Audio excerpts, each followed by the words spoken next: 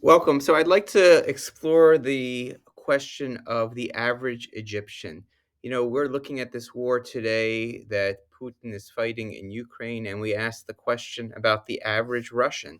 Are we supposed to be hating the Russian as a perpetrator of evil, or is that average Russian a just a bystander? And if they are just a bystander, just having to be living in this country, or should we also blame them?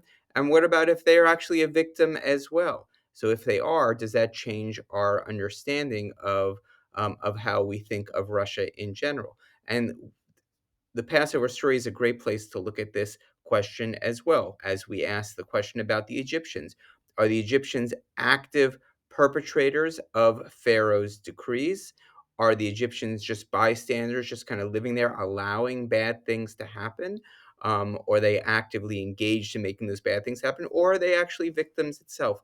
What we're going to do is we're going to be looking at about 10 different pieces of Torah, and each one you're going to have to ask yourself the question are does this Torah verse show in some way that the Egyptians are perpetrators? Does it show that they are neutral? Does it show that they might actually be victims as well? And you can just place the number of that text in the spot. And we'll see if it becomes very clear of what the Egyptians are, or if it actually is a little bit more complex based upon what you come up with.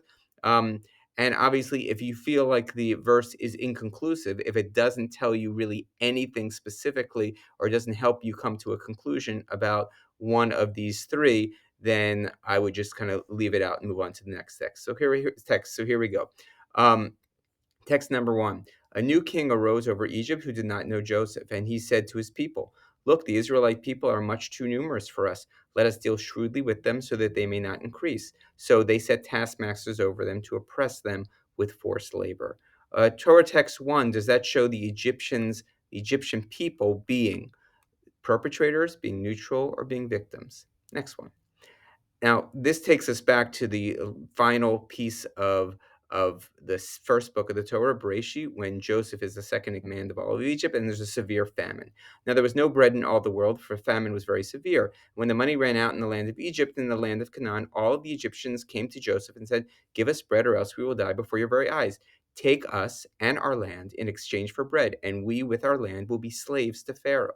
These are the normal Egyptians talking. Anachnu Admatenu avadim lefaro. And they said, we will be your slaves. And they said, you have saved our lives. We're grateful to my Lord that, and we shall be slaves to Pharaoh. Oh my goodness, the Egyptians are actually slaves themselves. So does this show the Egyptians being perpetrators, neutral, or being victims? Next one.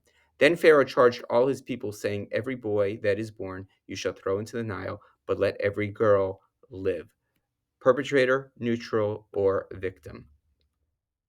Or text number 4. When Moshe had grown up, he saw an Egyptian beating a Hebrew. He struck the Egyptian and hid him in the sand. When Pharaoh learned of the matter, he sought to kill Moses, but Moses fled from Pharaoh. I want you to specifically look at these words right here. When Pharaoh learned of the matter, and ask yourself, what is a society that allows for that kind of deed of a killing of an Egyptian meanie to be known to the Pharaoh as well.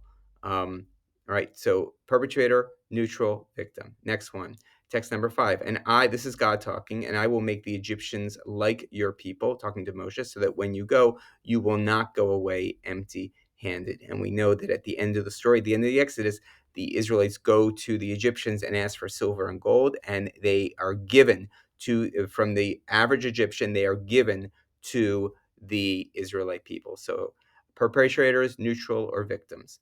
Okay, number 6.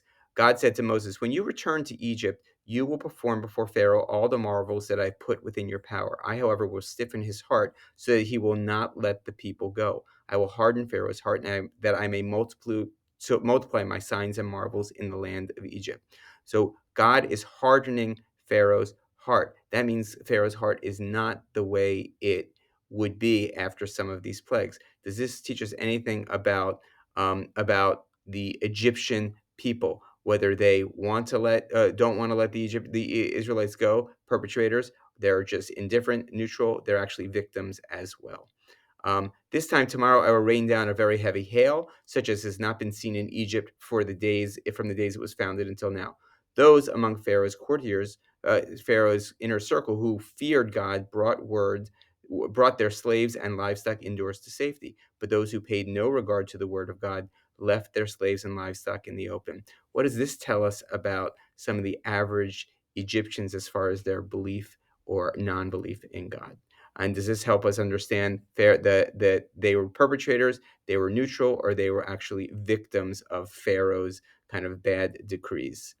God made the Egyptians like the Israelites people. Moreover, Moses himself was much esteemed in the land of Egypt, among Pharaoh's courtiers and among the people. So, does this show us the Egyptians being perpetrators, standing by neutral, or actually are victims of something that they don't want as well? Torah text number 9. The Egyptians urged the people on impatiently to have them leave the country, for they said, "We shall all be dead." This is after the death of the firstborn plague, and they're pushing the Israelites out of Egypt forcefully. Are they perpetrators? Are they neutral? Are they victims? I put your numbers down. Number 10, this is our final one.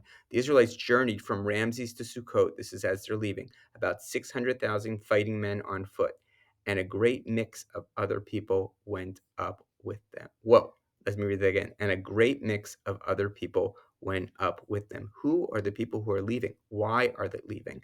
And that should, and now we answer, are the Egyptians are perpetrators? Are they neutral? Are they victims as well? And make sure you write your name on this, give this to your teacher. Circle, of course, which one you think got the most of your Torah text. What are we supporting? Are they actual slaves? Are they perpetrators? Are they neutral? Are they victims? Or is there some kind of is it hard to tell exactly what they are? They're a little bit of everything. It's very interesting to figure out. Thanks so much for engaging in this activity.